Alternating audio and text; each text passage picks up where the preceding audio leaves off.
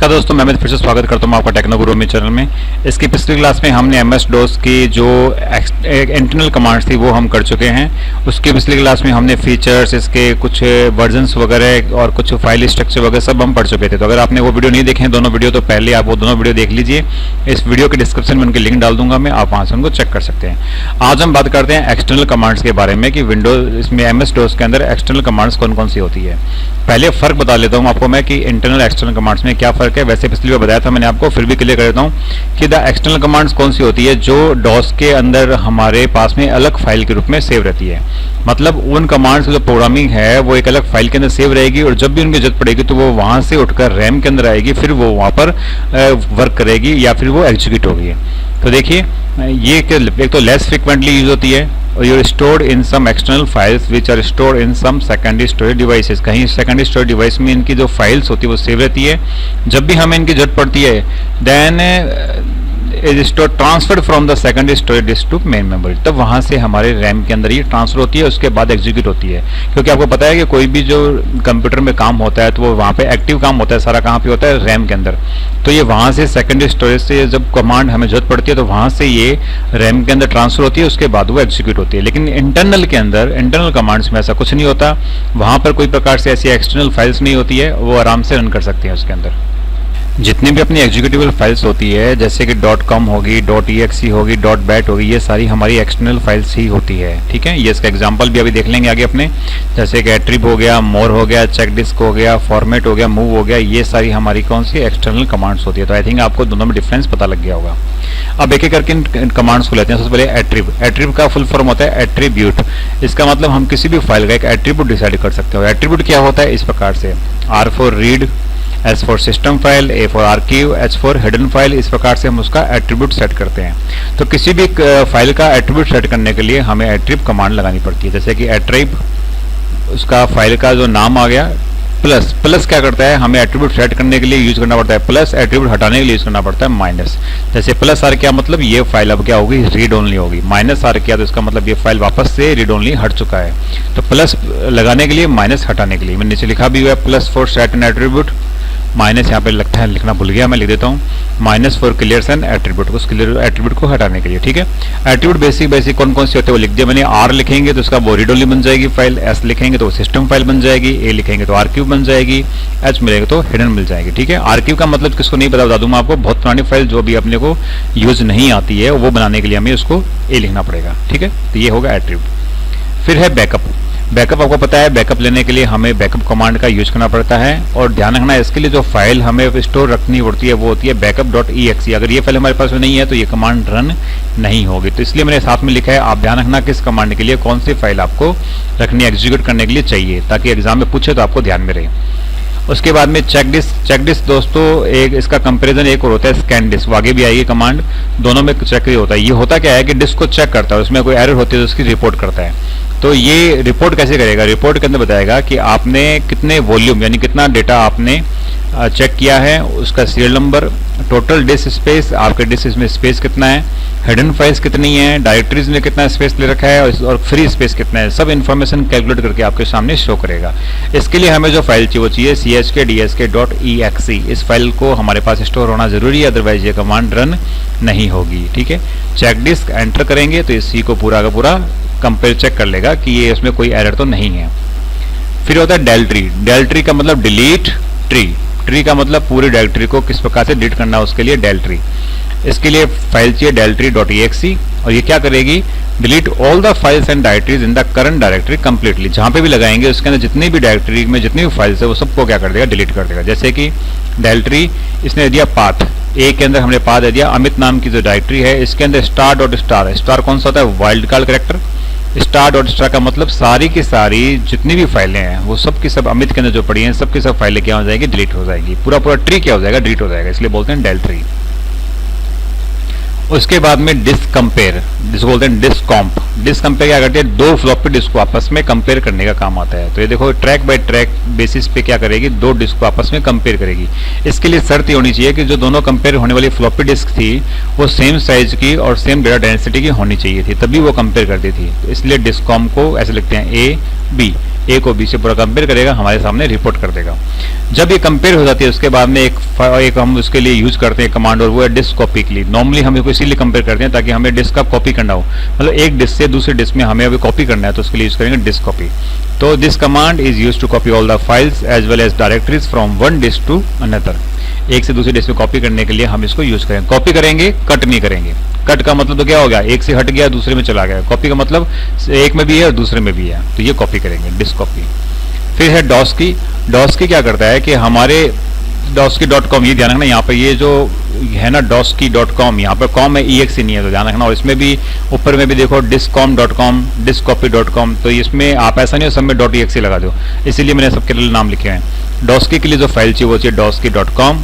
External file चाहिए इसको execution के लिए, और ये क्या करेगा, रिकॉल ऑल प्रीवियस कमांड, जितने भी कमांड्स हमने अभी तक लगाई है उसके अंदर सबको हमें रिकॉल कर देगा। डॉस्की लिखना है, उसके आगे फॉरवर्ड स्लैश लगाना है, हिस्ट्री लिखना है और एंटर मारना है। This would display the history all the commands store in the memory buffer. Memory buffer क्या होता है, जैसे आप प्रिंटर होता है, प्रिंटर में आप कमांड देते हो एक साथ में, तो कई सारी कमांड्स उसमें स्टोर हो जाती है और आप दूसरा काम करने लग जाओ, लेकिन प्रिंटर अपना प्रिंट निकालता रहेगा, तो वो क्या हो गया कि सारी कमांड उसके मेमोरी बफर में सेव हो जाती है। ठीक उसी प्रकार से जितनी भी कमांड हम लगाते हैं वो हमारी मेमोरी बफर में सेव रहती है। अगर हमने ये कमांड लगा दी डॉस्की फॉरवर्ड स्लैश हिस्ट्री, तो ये हमारी जितनी भी कमांड लगाई थी वो सब हमारे सामने वापस से शो कर देगा। उसके बाद में है एडिट कमांड। ये दोस्तों एडिट कमांड जो है ये आपके सामने एक मेन्यू ड्रिवन टेक्स्ट एडिटर इस प्रकार से होता है। टेक्स्ट एडिटर ओपन कर देगा, वहां पर आप एडिटिंग कर सकते हो, लेकिन खास बात ये है कि ये डॉस 5.0 और उसके अपर वर्जन के अंदर ही मिलता है। 5.0 से नीचे जो वर्जन थे उसके अंदर ये वाला टेक्स्ट एडिटर नहीं था। ठीक है, तो मैंने इसमें एडवांस चीज में था, ये बाद में आया था, इसलिए मैंने इसको शामिल कर लिया इस कमांड को। फिर है फॉर्मेट। फॉर्मेट का मतलब सबको पता ही है, किसी भी चीज़ को फॉर्मेट करने के लिए कई लोग तो डॉस के अंदर अपने किसी भी पेन ड्राइव को फॉर्मेट करने के लिए फॉर्मेट कमांड का यूज करते हैं। जैसे इसमें फ्लॉपी डिस्क के लिए करा हुआ है फॉर्मेट ए, तो इसका मतलब ए डिस्क फ्लॉपी डिस्क को पूरा फॉर्मेट करना चाहता है। अगर फॉर्मेट करने के बाद में अगर आपको लगता है उसमें से कोई चीज़ आपके डेटा लॉस हो गया तो उसको रिट्रीव करने के लिए आप क्या कर सकते हो, अनफॉर्मेट कमांड का यूज कर सकते हो। लिखा भी है मैंने यहाँ पर, the data lost after using the format command can be recovered using unformat command. Unformat दोबारा वापस उसको रिट्रीव कर सकते हो।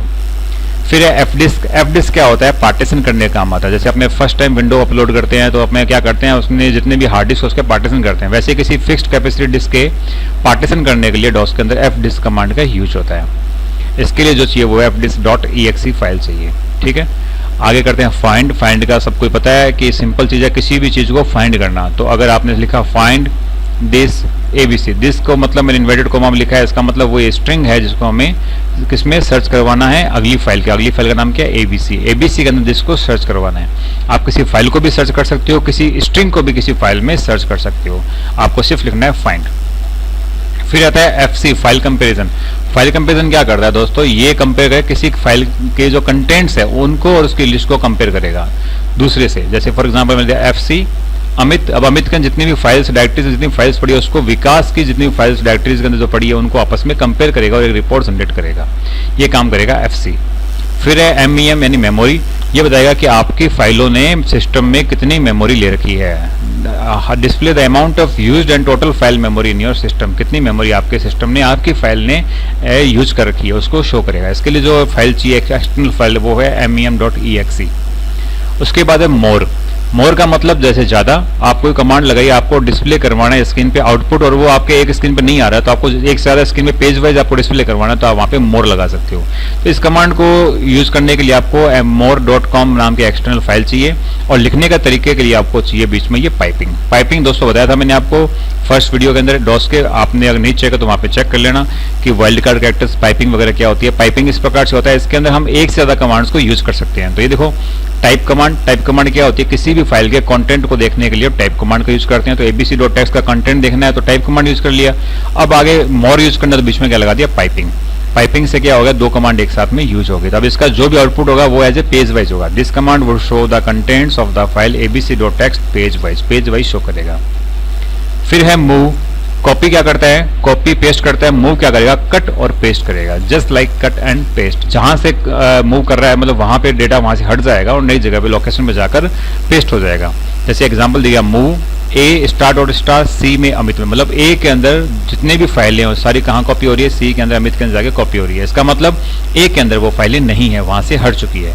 It will move all files from the floppy disk to the Amit directory on drive C and removes the content from the floppy disk. मान लो floppy disk में A से यहाँ से सब डेटा हट गया और कहाँ चला गया, C के अंदर अमित के अंदर चला गया, तो ये मूव करने का काम करेगा।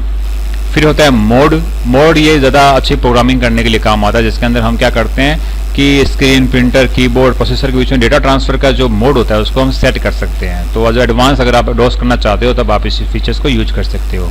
बाकी नॉर्मली मोड का पूछा तो इसमें इतना सी है, this command perform various functions relating to transfer of data between the processor, screen, printer and the keyboard. किस प्रकार से इनके बीच में डेटा ट्रांसफर होगा।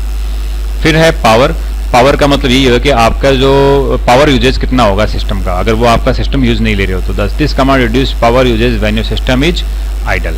जैसे कि ये power advice max enter, this command enables maximum power conservation. इस प्रकार से मैक्स, मिनिमम, इस प्रकार से आप पावर सेट कर सकते हो कि अगर सिस्टम आपका आइडल पड़ा है तो आपको किस प्रकार से पावर लेनी है आपको।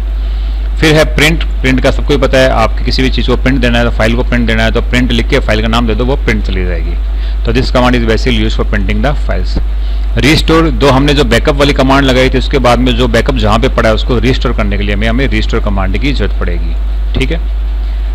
स्कैन डिस्क जैसे इस हमने वहाँ पे किया था, एक और कमांड देखो, ये हमारी कमांड थी चेक डिस्क, स्कैन डिस्क लगभग एक सी कमांड है, लेकिन ज़्यादा ये दोनों क्वेश्चन ये पूछा था ज़्यादा बेटर कौन सी, ज़्यादा बेटर है स्कैन डिस्क, क्योंकि ये एरर के साथ साथ शो करने के साथ साथ उसको रिपेयर का भी काम करती है। It is use to repair and check various disk errors, it is more powerful than check disk command. इसलिए मैंने इसमें लिख दी, यहाँ पर बोल्ड कर दिया है कि आपको ध्यान रहे एग्जाम में कि दोनों में से पावरफुल कौन सी है, स्कैन डिस्क। फिर है सॉर्ट का मतलब आप उसको भी कमांड में जो भी आप चीज़ देना चाहते हो कंटेंट्स फाइल का, उसको सॉर्ट कर देगा, अल्फाबेटिकली करेगा या फिर न्यूमेरिकली कर देगा, जो भी आप बताओगे उस अकॉर्डिंग सॉर्ट कर देगा। इसको सॉर्ट करने के लिए भी आपको बीच में पाइपिंग की जरूरत पड़ेगी, क्योंकि आपको एक साथ दो कमांडें लगानी पड़ेगी। फिर है सिस क्या करता है दोस्तों, ये बेसिकली इसकी जो तीन कमांड होती है डॉस की, वो तीन बेसिक सिस्टम फाइल्स कौन कौन सी होती है। एक तो होती है io.sys जिसके अंदर सारे इनपुट आउटपुट डिवाइसेस के ड्राइवर्स होते हैं। एक होता है ms-dos.sys जिस जो एक ब्रेन की तरह काम करता है डॉस का, जो power management, process management, memory management, इन सब का काम कौन करता है, ms.sys वाली जो फाइल है ये काम करती है। और जो डिस्प्ले से रिलेटेड जो फीचर्स होते हैं वहाँ पर सारा काम कौन करेगा, command.com। तो ये तीनों फाइलें आप किसी दूसरी डिस्क के अंदर यानी एज ए फ्लॉपी डिस्क में कहीं पर कॉपी करना चाहते हो, ट्रांसफर करना चाहते हो, तो ये कमांड कौन सी यूज करनी पड़ेगी आपको, sys। This command transfer the DOS system files, तीनों का नाम आ गया, to a formatted disk without requiring free formatting, आपको उसके अंदर वहाँ पे ट्रांसफर कर सकते हो। फिर है ट्री क्या करेगा, आपके जो भी डेटा जहाँ पर आपकी डायरेक्टरी में पड़ा है उसको एज ए ट्री स्ट्रक्चर को भी दिखाएगा, हिराचिकल के स्ट्रक्चर। जैसे फॉर एग्जांपल यहाँ पर ये है, फिर 2 हैं, फिर इसके अंदर 3 है, इस प्रकार से आपको हिराचिकल स्ट्रक्चर में दिखाएगा। तो ये ग्राफिकली दिखाने के लिए आप कौन सी कमांड यूज करोगे, ट्री। फिर है अनडिलीट ट्री, जो एक डिलीट ट्री होती है जिसके अंदर हम ट्री को डिलीट करते हैं, एक होता है अनडिलीट ट्री, मतलब अगर आपने गलती से किसी फाइलों को डिलीट कर दिया वापस उसको रिट्राइव करना है तो अनडिलीट ट्री लिखो, जितनी भी फाइलें आपने डिलीट की वापस आपके सामने रिट्राइव हो जाएगा। अनडिलीट ट्री स्टार्ट और स्टार का मतलब this command will recover all deleted files, सारी के सारे फाइल्स को रिकवर कर देगा। फिर होती है एक्सकॉपी उसके लिए हमें xcopy.exe फाइल की जरूरत पड़ती है। कॉपी होती है उसका एडवांस चीज़ है एक्सकॉपी, ये फाइलें जल्दी कॉपी करती है मल्टीपल फाइल्स को, थोड़ा मोर फ्लेक्सिबल है, इसलिए जैसे स्कैन डिस्क और वो चेक डिस्क वाली बात है सेम उसी प्रकार से है। तो एक्सकॉपी एक एक्सटर्नल कमांड है जो क्या करेगी, कॉपी करने का काम करेगी, लेकिन it's more flexible and fast for कॉपिंग multiple files. ठीक है, तो ये बेसिकली जो एक्सटर्नल हैं, ज़्यादा इसमें बड़ी छोटी कमांडें हैं नहीं है, ये कमांड्स आपको एक बार याद करनी है, आप इनको अच्छी तरह याद कर लेना। मैं आपके सामने इससे आपसे सोचता हूँ एक फाइल आपके साथ में बहुत जल्दी शेयर कर दूँगा जिसमें एक तरफ सारी इंटरनल कमांड्स के और उनका बेसिक चीज़ें लिखी होगी और एक तरफ एक्सटर्नल कमांड्स उनकी बेसिक कमांड्स क्या काम करती है वो लिखी होगी, ताकि आपको याद करने में क्या हो जाएगी, आसानी हो जाएगी। तब तक एक बार आप इसको अच्छी तरह याद कर लीजिए। अगर आपने इंटरनल कमांड्स का वीडियो देखा है तो पहले आप वो देख लीजिए, और अगर आपने फीचर्स वाला देखा नहीं तो पहले डॉस का फीचर्स देखिए, ताकि एक सीरीज में चलोगे तो आपको अच्छी तरह समझ में आ जाएगा। नहीं तो अभी आपको समझ नहीं आया होगा कि ये वाइल्ड कार्ड कैरेक्टर्स क्या होते हैं, पाइपिंग क्या होता है, ये आपको समझ में आया नहीं होगा। तो पहले आप वो तीनों वीडियो देख लीजिए। तो ये तीनों वीडियो के जो लिंक है ये तो आपके सामने चल रहा है, बाकी 2 के वीडियो के लिंक मैं इस वीडियो के डिस्क्रिप्शन में डाल दूंगा, और उसकी प्लेलिस्ट में आप कंप्यूटर फंडामेंटल की प्लेलिस्ट में भी आप उसको सर्च कर सकते हो। ठीक है, तो अगर आपके पास भी कोई टॉपिक है तो आप मुझे बता सकते हो कि आपके पास ऐसा कौन सा टॉपिक है जो आपको क्लियर नहीं है, वो आप मुझे बताइए, मैं उसके ऊपर वीडियो बनाने की पूरी कोशिश करूंगा। ठीक है, देखते रहिए टेक्नो गुरु में। अभी भी आपने मेरा चैनल सब्सक्राइब नहीं किया तो प्लीज चैनल को सब्सक्राइब करें, लाइक करें, शेयर करें। धन्यवाद।